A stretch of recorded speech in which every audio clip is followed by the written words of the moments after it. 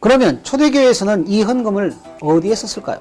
일단 목회자의 생계 유지를 위해서 쓰여졌던 것을 알 수가 있습니다. 고린도전서 9장 6절에 어찌 나와 바나바만 일하지 않을 권리가 없겠느냐라고 말을 합니다. 또 14절에서도 주께서도 복음 전하는 자들이 복음으로 말미암아 살리라고 말씀하셨다고 합니다. 여기 일하지 않을 권리, 이것은 교회로부터 생계비를 지원받을 권리를 말합니다. 이것을 통해서 우리는 교회 사역자들이 교회로부터 생계를 지원받았던 사실을 알 수가 있습니다. 그러나 우리는 이 본문을 지나치게 단순하게 해석해서는 안 됩니다. 일단 바울이 말하는 이 사역자라고 하는 사람들은 주로 선교사들, 즉 순회 사역자들에 대해서 해당되는 이야기입니다. 즉 바울이나 바나바나 베드로와 같이 교회와 교회들을 순회하면서 사역하는 순회 사역자들, 이들에게 해당되는 얘기입니다. 그러면 지역교회를 지키는 사역자들에게 생계비를 지원했을까요? 본문을 통해서 알 수가 없습니다. 사실 당시 초대교회는 한 사람의 담임 목회자가 지역교회를 책임지는 구조가 아니었던 것 같습니다. 예를 들어서 안디옥 교회의 경우 선지자 혹은 교사로 언급된 교회 지도자들의 숫자만 5명이에요.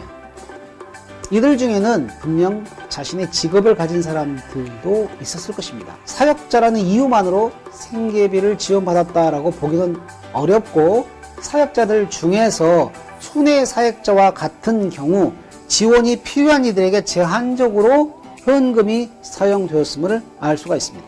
또 하나, 이 본문에서 바울이 말하는 복음으로 생계를 유지할 수 있을 권리, 이것은 생계에 대해서만 말하고 있는 것입니다. 교회를 더 많이 성장시키면 성과급을 더 많이 받을 수 있다거나, 혹은 사역자의 지위가 올라가면 그렇지 못한 사역자보다 더 많은 생계비를 지원받는다는 식의 암시를 전혀 찾아볼 수가 없습니다. 따라서 사역자에게 제공되는 생계 지원금이 그렇게 많았을 것 같지 않습니다. 그러면 남는 대부분의 헌금은 어디에 쓰여졌을까요? 당연히 가난한 자들을 위해서 쓰여졌습니다. 사도행전 5장을 보면 예루살렘 교회가 성장하면서 헌금이 상당히 많이 모이게 되거든요. 그런데 이 헌금 때문에 문제가 생기기 시작했습니다. 헬라파 유대인들이 자기의 과부들이 매일의 구제에 빠짐으로 히브리파 사람들을 원망했다, 이런 구조를 찾을 수가 있어요. 매일의 구제, 매일 모였고 매일 구제했던 것입니다. 이것을 통해서 예루살렘 교회의 헌금이 대부분 과부들, 한마디로 생계 능력이 없는 가난한 사람들을 위해서 썼다 하는 사실을 알 수가 있습니다. 그런데 헬라파 유대인들이 교회의 지도자들에게 원망했다는 사실에 주목해야 합니다. 이는 교회로부터 생계비를 지원받는 것을 권리로 인식했음을 암시하기 때문입니다. 주면 받고 안 주면 안 주나 보다, 그런 것이 아니었단 말입니다. 왜 가난한 자들에게 생계비를 주지 않느냐라고 항의를 한 거예요. 그러자 교회는 아이쿠 큰일 났네, 잘못했습니다 하면서 시정을 하는 반응을 했다, 그 말입니다. 그렇게 해서 생겨난 게 집사직분이에요. 바울은 목회 사역을 하고 있는 디모데에게 편지를 보내면서 참 과부인 과부를 존대하라, 상당히 알쏭달쏭한 말을 합니다. 이게 무슨 말일까요? 참 과부가 있다면 거짓 과부도 있다, 그런 말일까요? 바울이 말하던 참 과부는 부양 가족이 없는 그야말로 홀로 된 과부를 말합니다. 바울은 만일 자녀나 손자들이 있는 과부의 경우 그 과부의 생계를 가족들이 책임지게 하라고 명령합니다. 그러나 만일 가족이 없고 재혼할 가능성이 없는 연로한 과부의 경우 명부에 올려 교회가 그녀의 생계를 책임지게 하라고 명령했습니다. 명부에 올리라, 무슨 말일까요? 이는 과부에 대한 생계비 지원이 교회 안에서 제도적으로 정착되었음을 의미하는 것입니다. 즉 초대교회는 헌금을 가난한 자들의 생계를 책임지는 데 사용했는데 그것도 제도적으로 그렇게 시행했다, 그 말입니다. 요약하면 초대교회에서 헌금의 가장 많은 액수는 혼자 생계를 유지해 나갈 수 없는 가난한 성도들의 생계 지원을 위해서 사용되었음을 알 수가 있습니다. 오늘날 한국교회 헌금의 70에서 80%는 개교회의 유지와 확장에 지출되고 있다고 합니다. 예컨대 대부분의 헌금이 어디에 쓰여지느냐?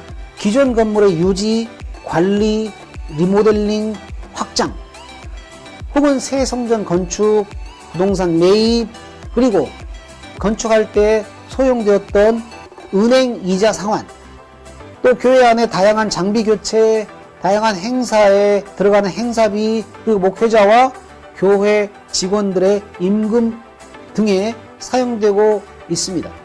목회자나 재정 담당자의 헌금 요용에 대해서는 아예 논외로 치고 말입니다.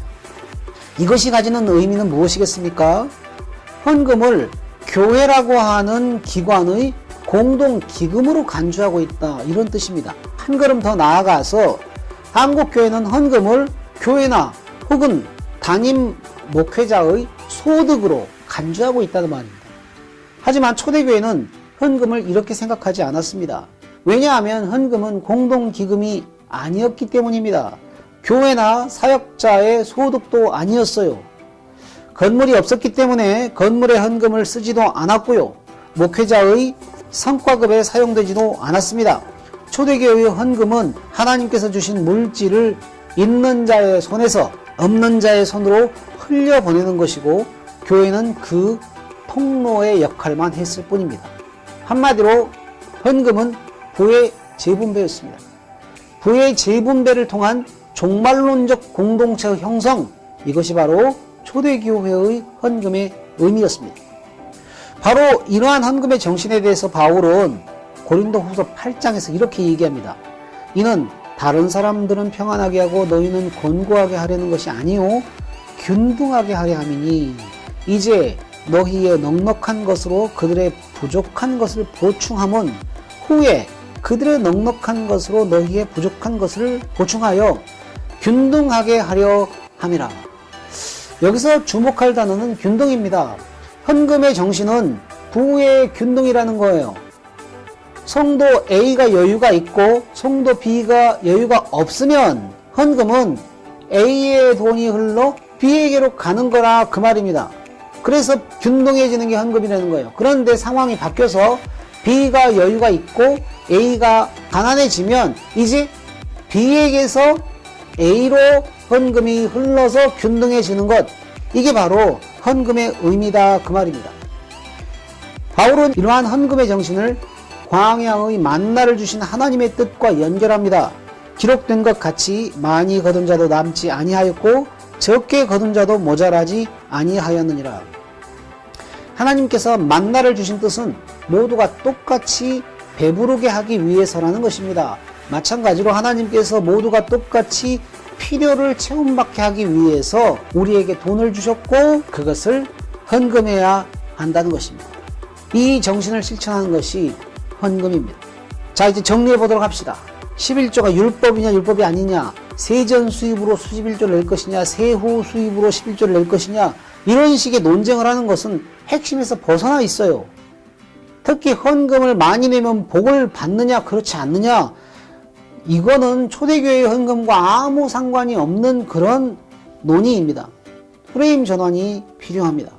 새로운 프레임 하에서는요, 한국교회가 헌금을 통해서 부의 재분배를 하고 있느냐 그렇지 않느냐, 이 문제를 가지고 논의를 진행해야 하는 것입니다.